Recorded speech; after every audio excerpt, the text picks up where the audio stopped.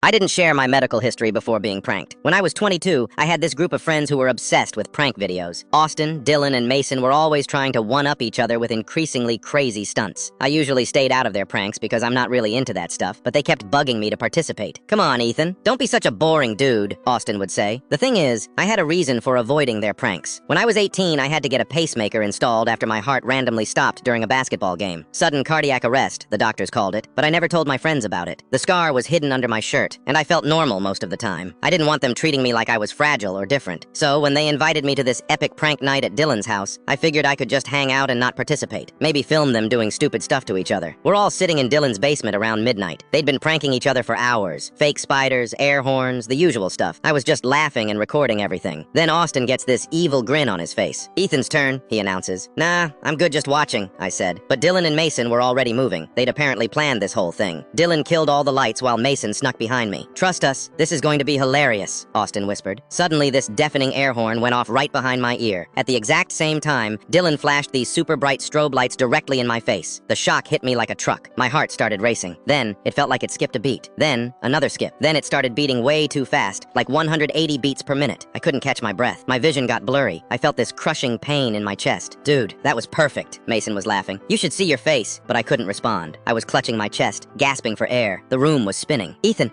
are you okay?" Austin's voice sounded far away. I collapsed onto Dylan's couch. My pacemaker was doing something weird. I could feel it firing, trying to regulate my heart rhythm, but the shock had thrown everything off. "Call 911, I managed to whisper. "Heart condition." The laughter stopped immediately. Dylan fumbled for his phone while Mason turned on all the lights. "What heart condition?" Austin asked, panic in his voice. "You never said anything about a heart condition." The paramedics arrived in 8 minutes. They hooked me up to machines and confirmed what I already knew. The sudden shock had triggered an arrhythmia episode. "You have a pacemaker?" one paramedic asked, looking at the readout. "Since I was 18, I said weakly. My friends just stood there looking horrified. At the hospital, the cardiologist had to adjust my pacemaker settings because the episode had messed up the calibration. "Extreme shock can sometimes interfere with these devices," she explained. "You're lucky your friends called when they did." Austin, Dylan, and Mason visited me the next day. They looked like they hadn't slept. "We had no idea," Austin said. "Why didn't you tell us?" I explained how I didn't want to be treated differently, how I wanted to feel normal around them. "But we could have killed you," Dylan said, his voice shaking. "That prank could have actually killed you." The weird thing is, after that night, our friendship got stronger. Not because of the prank, but because I finally trusted them with the truth. They never pranked me again. But more importantly, they started asking before pranking anyone else if they had any medical conditions they should know about. Austin even became an EMT 2 years later.